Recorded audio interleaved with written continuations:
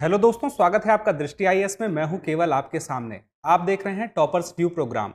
आज हम आपकी मुलाकात एक ऐसी शख्सियत से कराने जा रहे हैं जो उत्तर प्रदेश के मुरादाबाद जिले के जटपुरा गांव के निवासी हैं, जो कि वहां से बहुत ही छोटे से परिवार, ये कह सकते हैं कि लोअर मिडिल क्लास परिवार से बिलोंग करते हैं। हाल ही की परीक्षा यूपीएससी 2022 की जो फाइनल रिजल्ट आया है उसमें वो आईएएस बन चुके हैं। उनका नाम है मोइन अहमद। बहुत बहुत स्वागत है आपका। जी सर, बहुत बहुत धन्यवाद आपका। कैसा लग रहा है आईएएस बन के? काफ़ी अच्छा लग रहा है। काफ़ी लोग घर आ रहे हैं और बधाइयाँ दे रहे हैं और ज़िंदगी में भी काफ़ी कुछ बदलाव देखने को मिल रहा है। तो ओवरऑल कहूँ तो ये काफ़ी यादगार लम्हा है। जब रिजल्ट आया तब आप कहाँ पे थे? किसने आपको बताया कि आप आईएएस बन गए?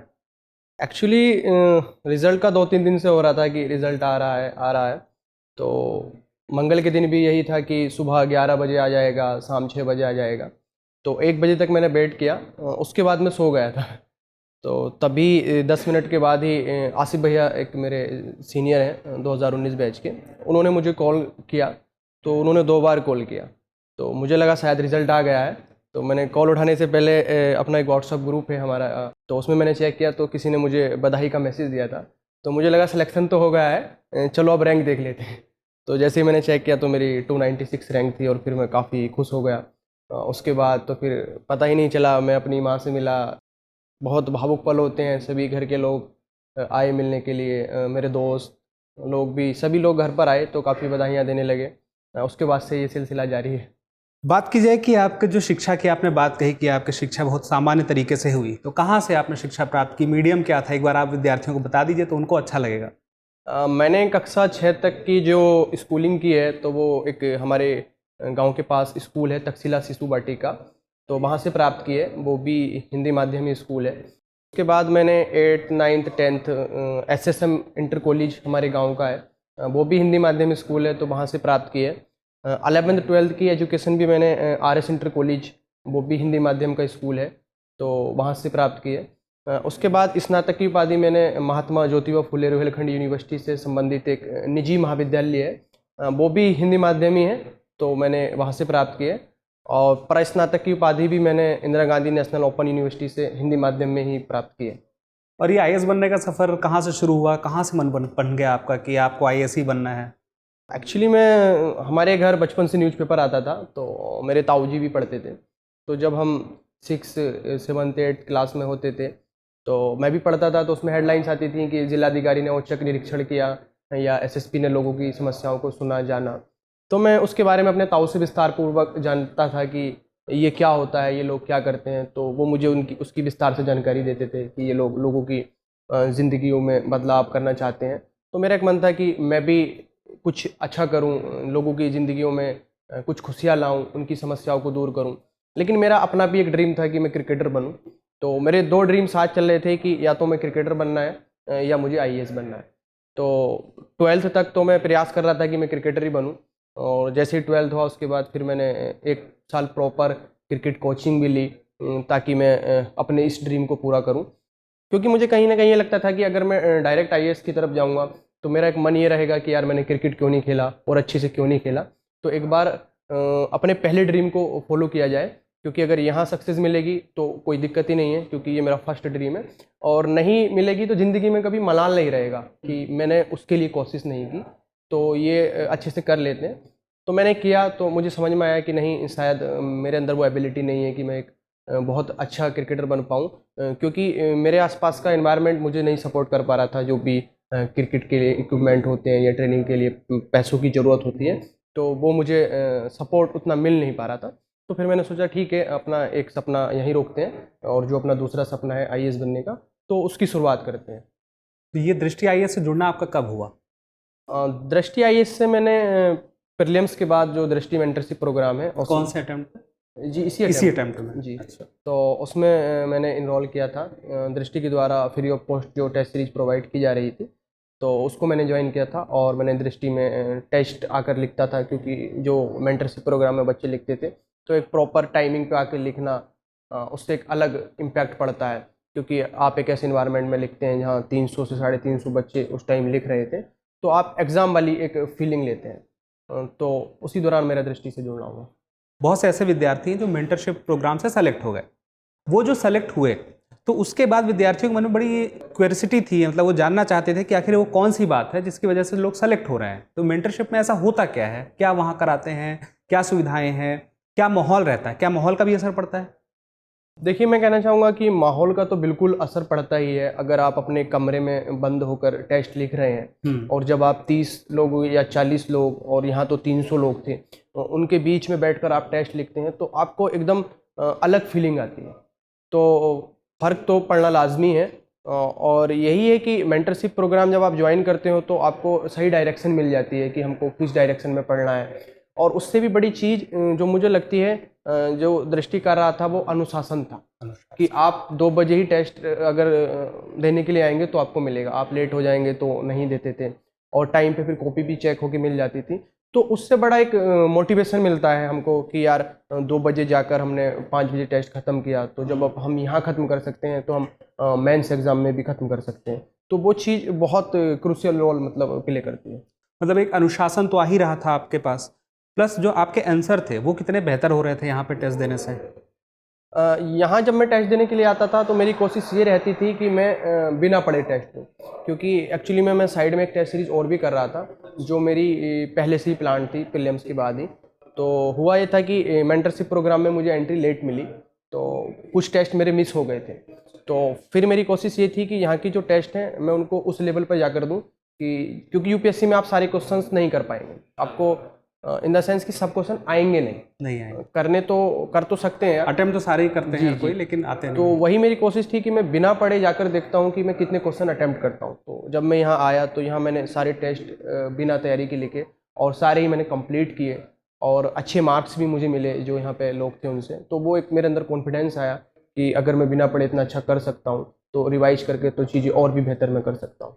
जैसे ये होता है कि टेस्ट सीरीज कोई लगाता है तो शुरुआत में जब टेस्ट देते हैं तो कहते हैं उतना अच्छा नहीं लिख पाते हैं, लेकिन जैसे जैसे वो टेस्ट देते जाते हैं लिखना और बेहतर होते जाता है, उत्तर हमारा और बेहतर होते जाता है। उसमें कुछ योगदान रहता है, कुछ सलाह दी जाती है, जो वहाँ पे मेंटर रहते हैं तो कुछ ऐसी सलाह दी जाती थी जिससे फ़ायदा भी मिलता था, उत्तर लिखने में और बेहतर होता था। जी, मेरे केस में ये था कि मैंने जो मेंस की आंसर राइटिंग स्टार्ट की थी वो 2019-20 में ही कर दी थी।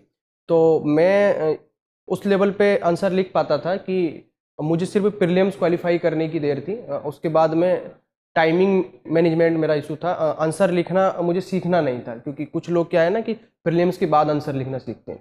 तो मैंने जो आंसर लिखना सीखा तो वो मैंने 2019-20 में ही सीख लिया था। उस वक्त कुछ जो भी मेरे संपर्क में लोग थे उनसे मैं अपने आंसर टाइम टू टाइम दिखाता रहता था। तो मुझे लगता था कि मैंने एक लेवल तक इम्प्रूवमेंट कर लिया है, और मैं परफेक्ट की तरफ कभी नहीं जाता कि मैं एक ऐसा आंसर लिख दूंगा कि मेरी तरह कोई नहीं लिखेगा। मेरी सोच यही रहती थी कि मैं बहुत एवरेज आंसर लिखूंगा और पेपर में टाइम पे कंप्लीट कर लूँ। और उससे भी ज़्यादा सोच में ये लिखता था कि जब भी मैं पेन उठाता था मैं सोचता था कि अब मैं सबसे बेकार आंसर लिखने वाला हूँ, क्योंकि इस सोच के साथ जाने से आपका फ़ायदा है कि आप लिख पाते हैं। क्योंकि जब आप इस सोच के साथ जाएंगे ना कि आप बहुत अच्छा लिखना वाले हैं, तो आप पेन ही नहीं उठा पा रहे हैं, आप तो अभी मटेरियल पढ़ेंगे, 3-4 सोर्स और इकट्ठा करेंगे। तो और यहाँ पे जो ज़रूरत है वो ये है कि आप स्टार्ट तो कीजिए। तो आप इस माइंड सेट के साथ जाइए कि यार ठीक है मैं सबसे बेकार आंसर लिखने वाला हूँ। तो मैं तो इस माइंड सेट के साथ शुरुआत करता था, तो इसीलिए मैंने कंटिन्यूटी रखी। तो आंसर लिखना तो मैं सीख गया था, और मेंटरशिप प्रोग्राम के बाद यही था कि टाइम मैनेजमेंट में कर लूँ, और जो क्वेश्चंस मुझे नहीं आ रहे हैं तो उनको मैं कैसे अटैम्प्ट करूँ, या जो मैं अटैम्प्ट कर रहा हूँ तो उस पर ही मार्क्स कैसे मिल रहे हैं। तो वो छोटी छोटी चीज़ें मैं प्रीलिम्स के बाद सीख रहा था। कहते हैं सिविल सर्विस की तैयारी में जो भी बच्चे तैयारी कर रहे हैं, स्पेशली हिंदी मीडियम से ज़्यादातर, कि वो तैयारी अगर कर रहे हैं तो कहीं ना कहीं प्रत्यक्ष रूप से या परोक्ष रूप से विकास सर का उनकी तैयारी में कहीं ना कहीं एक योगदान रहता है, गाइडेंस रहता है, चाहे वो ऑनलाइन तरीके से हो चाहे वो प्रत्यक्ष तरीके से हो। विकास सर के व्यक्तित्व का या उनके गाइडेंस का किस तरह से आप पर एक प्रभाव पड़ा? एक्चुअली में विकास सर के जो व्यक्तित्व है तो उसका तो मेरे निजी जीवन पर तो बहुत प्रभाव पड़ा है, और मैं बता भी नहीं सकता कि कितना प्रभाव पड़ा है। थोड़ा बहुत विद्यार्थियों को पता चले तो अच्छा लगेगा। सर का सिर्फ मेरी ज़िंदगी पे नहीं, मैं मानता हूँ कि हमारे गांव के कुछ ऐसे लोग हैं जिनका सिविल सर्विसेज से लेना देना भी नहीं है, वो लोग भी आकर मुझसे विकास सर की चर्चा करते हैं। तो ये दिखाता है कि सर का जो व्यक्तित्व है वो किसी एक खास फील्ड के लिए भी नहीं बना है। भारत का हर एक व्यक्ति उससे कुछ ना कुछ सीख सकता है। सर की जो सबसे अच्छी चीज़ है मुझे लगती है वो है कि सर इंसान को सोचने का एक तरीका देते हैं, एक तार्किक क्षमता उसके अंदर विकसित करते हैं। और मैं तो सर के सारे वीडियोस देखता ही हूँ, क्योंकि मुझे काफ़ी मज़ा आता है और काफ़ी कुछ सीखने के लिए मिलता है। और उसे कोशिश करता हूँ कि जो भी अच्छी चीज़ें हैं और मेरी पर्सनैलिटी से मैच कर रहे हैं तो मैं अपनी लाइफ में इम्प्लीमेंट करूँ। जिससे जो सबसे अच्छी चीज़ मुझे सर की लगती है, एक सर एक लाइन बोलते हैं कि छल कपट से आप सफलता प्राप्त कर सकते हैं, लेकिन ज़्यादा आगे नहीं जा सकते।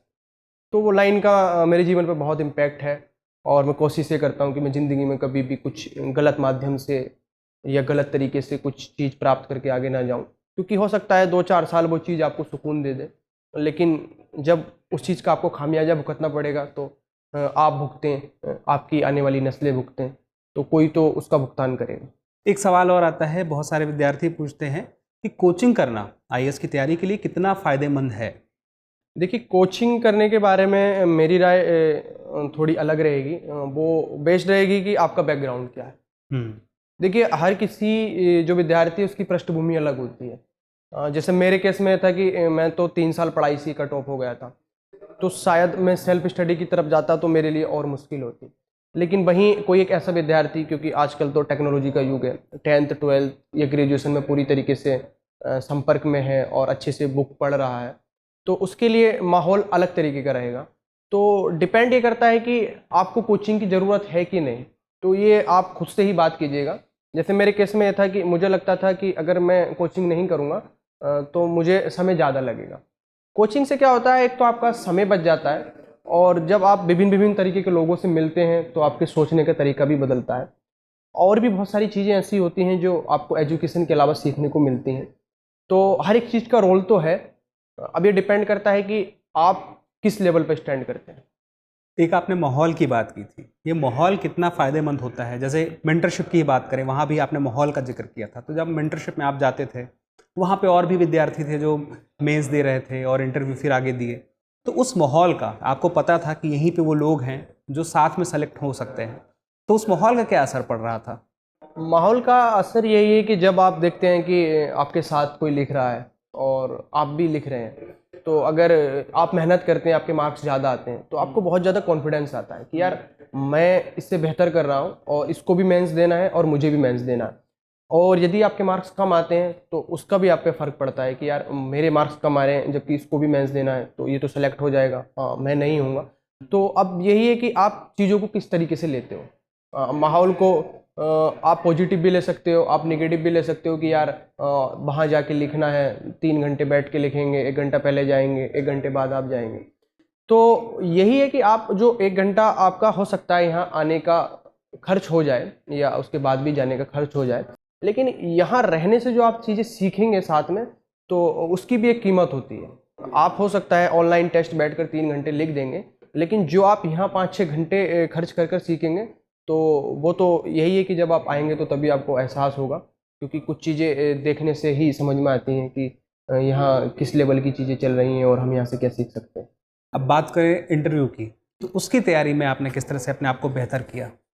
इंटरव्यू की तैयारी के लिए सबसे ज़्यादा ज़रूरी है कि खुद के अंदर आप आत्मविश्वास पैदा करें। आप अपने आप को ये समझें कि आपने प्रीलिम्स क्वालिफाइड किया है, आपने मेंस क्वालिफाइड किया है, तो आपको कुछ तो आता है। आप ऐसा नहीं है कि आप बिल्कुल कुछ नहीं जानते हैं, क्योंकि हम 5 लोगों का ग्रुप था, तो मैंने और लोगों को देखकर ये महसूस किया कि वो थोड़े डरे हुए हैं, सहमे हुए हैं कि उनको बहुत कम आता है या उनको अच्छे से नहीं आता है। जबकि मेरे अंदर ये चीज़ थी कि ठीक है, कोई चीज़ नहीं आ रही है तो उसको हम पढ़ के और बेहतर कर लेंगे। लेकिन ऐसा तो नहीं है कि कोई चीज़ हमको बिल्कुल नहीं आती। अगर हमको इंटरव्यू में कोई चीज़ पूछेंगे तो ऐसा नहीं रहेगा कि हम ब्लैंक हो जाएंगे। ये होगा कि किसी चीज़ को हम बहुत अच्छे से बता पाएंगे, किसी चीज़ को हम कम अच्छे से बता पाएंगे। तो हमको कोशिश ये करनी चाहिए कि ऐसी कौन सी चीज़ें हैं जो कम अच्छे से आ रही हैं, तो उनको और अच्छी तरीके से प्रेजेंट किया जाए। एक बात आती है, इंटरव्यू में आपने जैसे मॉक भी लगाए थे, तो मॉक आप दृष्टि आईएएस में भी आपने मॉक दिया था, तो वहाँ पे आप किस तरह से कुछ फ़ायदा मिला?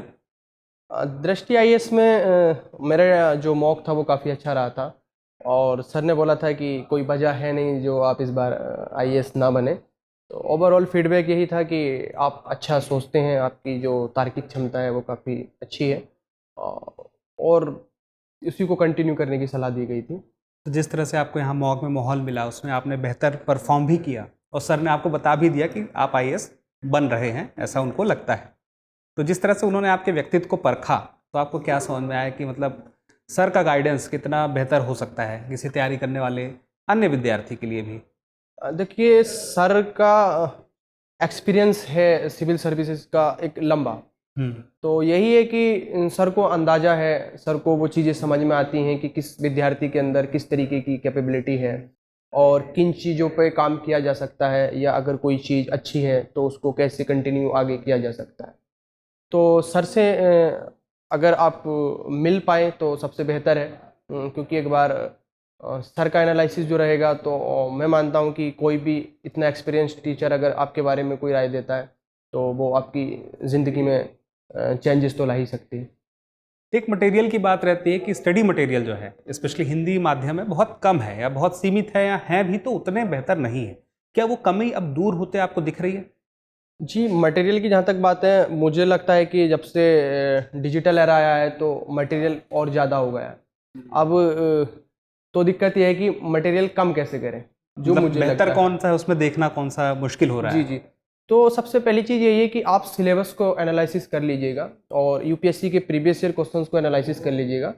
तो उसके बेस पे डिसाइड डिसाइड कीजिएगा कि कौन सा मेटेरियल अच्छा है। क्योंकि आपको मार्केट में तरह तरह के मटेरियल मिलेंगे, तो रिलेवेंट वही है जो हमारे एग्ज़ाम निकालने के लिए ज़रूरी है।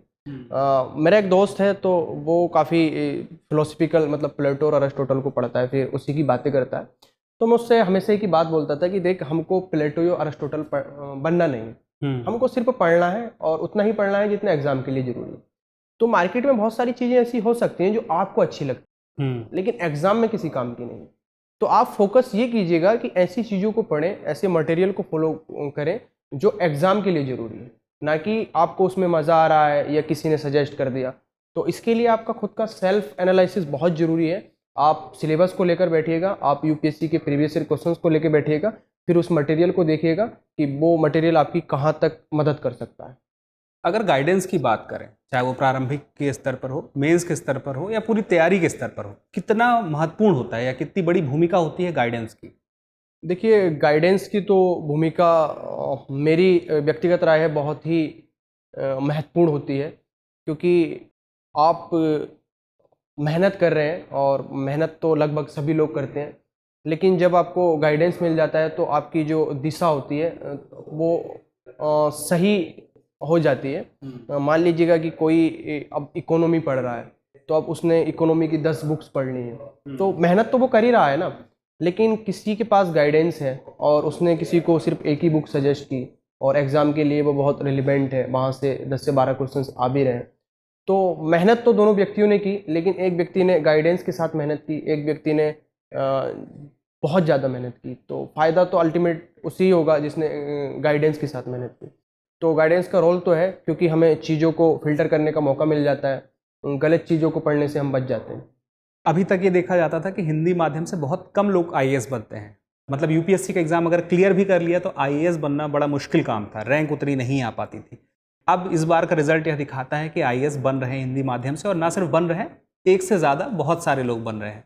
उसमें आप क्या देखते हैं, सबसे महत्वपूर्ण क्या था, क्या ऐसे बदलाव थे जो ये रिजल्ट इस तरह से आ रहा है? देखिए, सबसे बड़ा बदलाव तो जो देखने को मिला है वो प्रारंभिक परीक्षा के लेवल पे ही मिला है, क्योंकि ज़्यादातर हम देखते हैं कि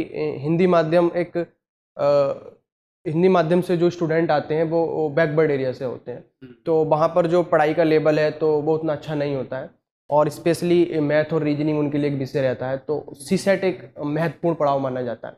तो पिछले कुछ समय से लोगों ने सीसेट को सीरियसली लेना स्टार्ट किया है, तो जिसमें हिंदी माध्यम स्टूडेंट भी हैं जो सीसेट को प्रॉपर तरीके से ले रहे हैं।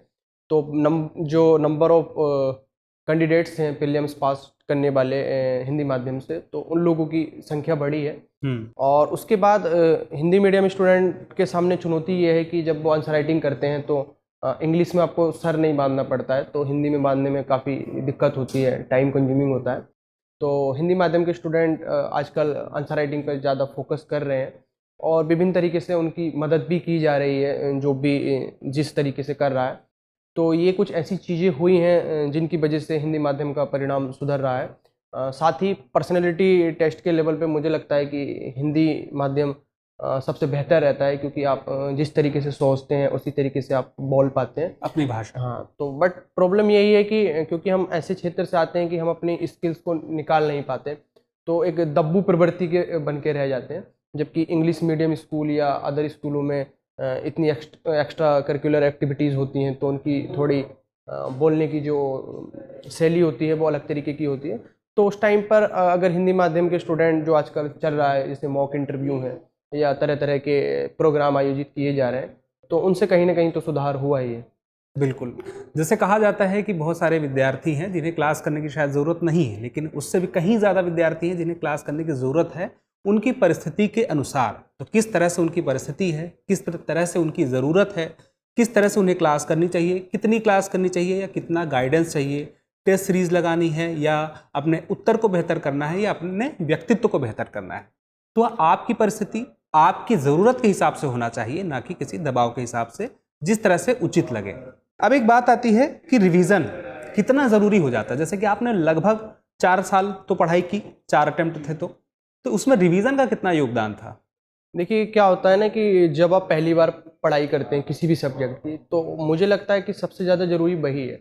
अब वहाँ आपको बहुत अच्छे से पढ़ाई करनी है। यदि आप क्लास कर रहे हैं या आप कोई बुक पढ़ रहे हैं, तो कोशिश ये कीजिएगा कि जो भी आपने पढ़ा है ना दिन में, उसको शाम तक रिवाइज कर लिया जाए। जैसे हम क्लास करते थे एक, तो मेरे दोस्त वगैरह लोग हैं, तो 30 से 35 क्लासेस थी।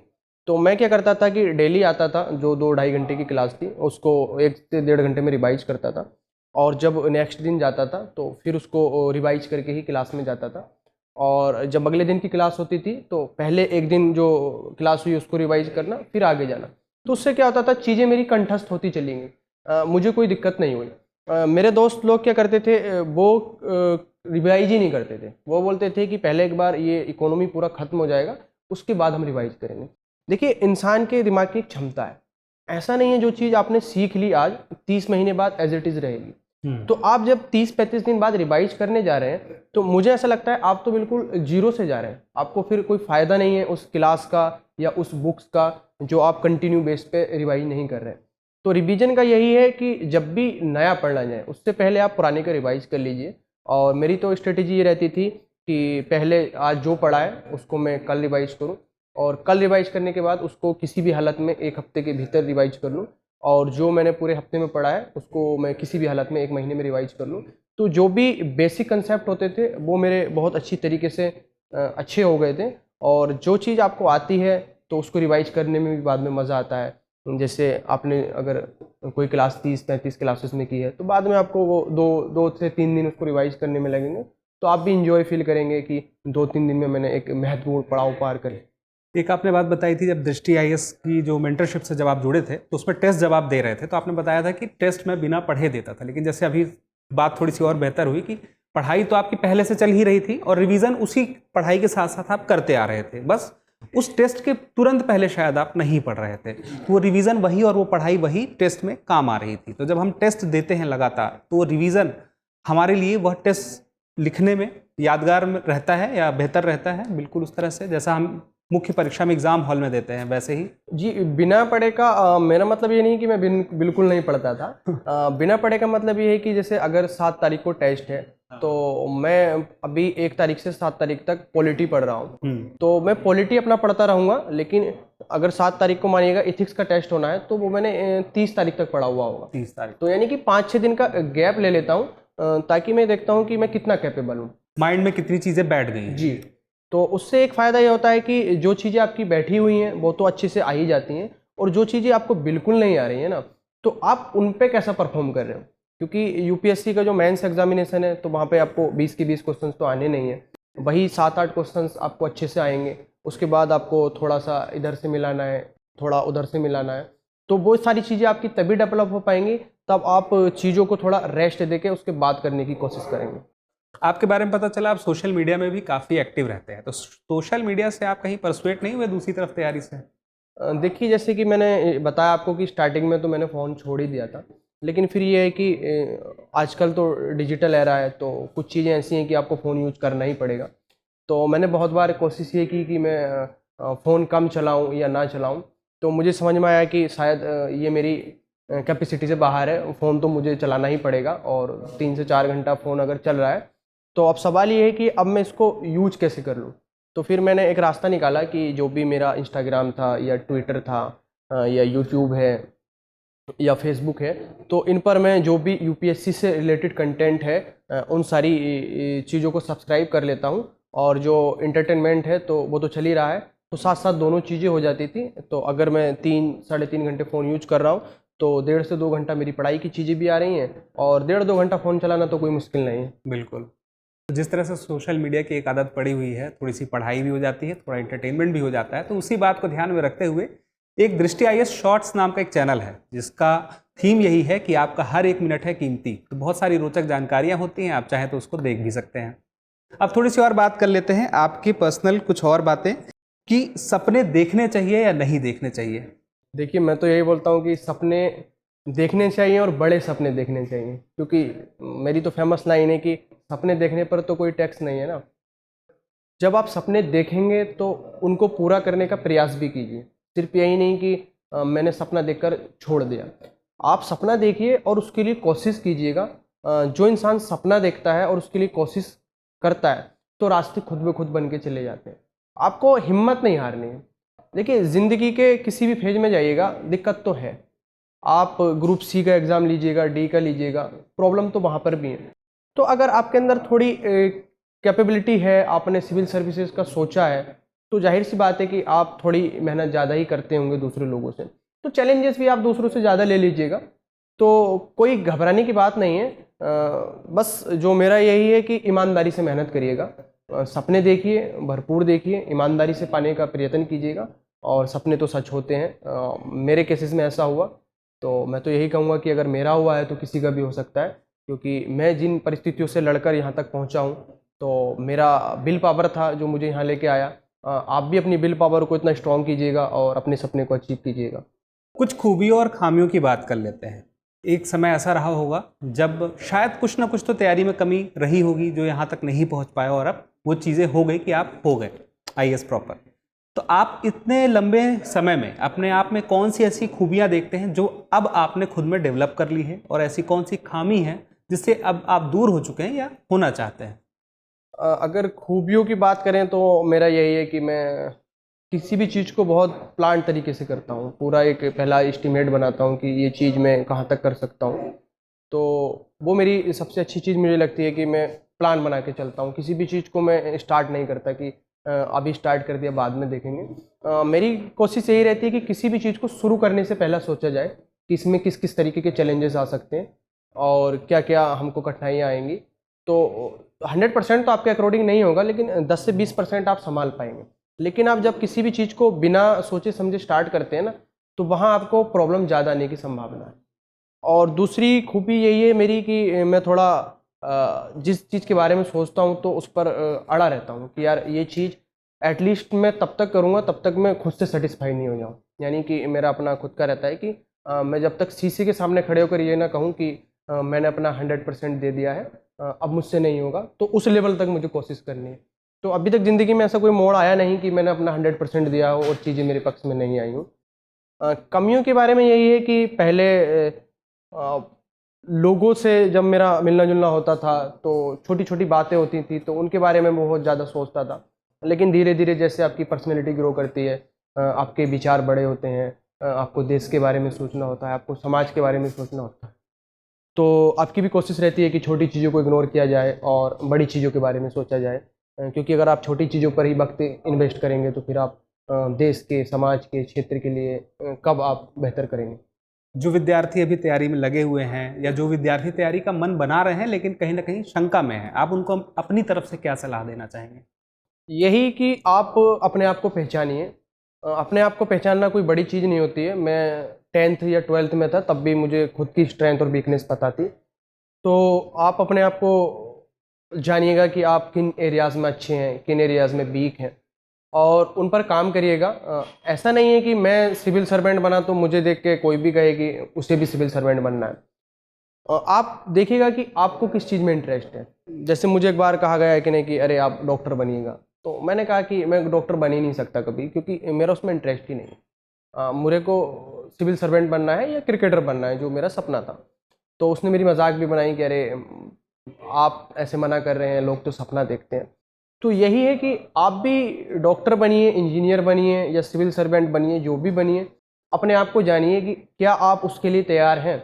अगर आप सिविल सर्वेंट बनना चाहते हैं तो क्या आप सेक्रीफाइसेस देने के लिए तैयार हैं? क्या आप 8 से 10 घंटा पढ़ सकते हैं? अगर आपके अंदर ये एबिलिटी है, आप अगर त्यौहार पे ना घर आएँ ताकि आप अपना मोमेंटम ना खोएं, आप अपनों से दूर रहें, आपके घर में बहुत तरीके की दिक्कतें आएंगी, उनसे आप झेल पाएँ। तो अगर आपको लगता है कि ये सब काम मैं कर सकता हूँ, इसके लिए मुझे दर्द तो होगा, तो आप ज़रूर इसमें आइएगा। और आपको लगता है कि ये सब चीज़ें मेरी पर्सनैलिटी के अकॉर्डिंग नहीं है, तो फिर देखिएगा कि आपकी पर्सनैलिटी के हिसाब से आपके दिमाग में जो भी थॉट चल रहे हैं, तो किस सोच में आप सही बैठते हैं। वो कौन कौन से चैलेंजेस हैं जो आपको याद रहेंगे अब आईएएस बनने के बाद भी, कि किस तरह से आप यहाँ पहुँचे हैं? मेरा सबसे जो चैलेंज है वो यही रहेगा कि एक तो बच्चों को एजुकेशन की जो क्वालिटी है वो बेहतर हो। तो मेरा फोकस रहेगा कि एक अच्छी क्वालिटी एजुकेशन मिले, एक अच्छा मेंटर गाइडर मिले, तो उनकी राह आसान होती है। साथ ही जो मुझे फाइनेंशियल प्रॉब्लम आई, तो आजकल तो हिंदुस्तान में बहुत सारी संस्थाएं हैं या सेवाएं हैं जो बहुत हद तक इस चीज़ को दूर किया है कि जो भी कैपेबल लोग हैं तो वो आएँ और बाकी उनको फाइनेंशियल प्रॉब्लम से राहत दे दी जाएगी। तो ये 2 चीज़ें मुझे मुख्य रूप से ज़्यादा टीच करती हैं। इसके अलावा एक गाइडेंस का भी रोल रहता है कि एक प्रॉपर वे में और अच्छी तरीके से तैयारी की जाए तो सफलता आसानी से मिल जाती है। किसी ने ठीक ही कहा है, जब हार तब होती है जब मान लेते हैं, और जीत तब होती है जब हम ठान लेते हैं। और मोइन अहमद जी ने वही काम किया है। उन्होंने जिद कर ली थी, उन्होंने यह मान लिया था, यह ठान लिया था कि जीत होगी ही, और इसी तरह से जीत प्राप्त भी की, आईएएस बन भी गए। तो मोइन, आपसे मिलकर बहुत अच्छा लगा। आपको बहुत बहुत बधाई और शुभकामनाएं। जी, धन्यवाद।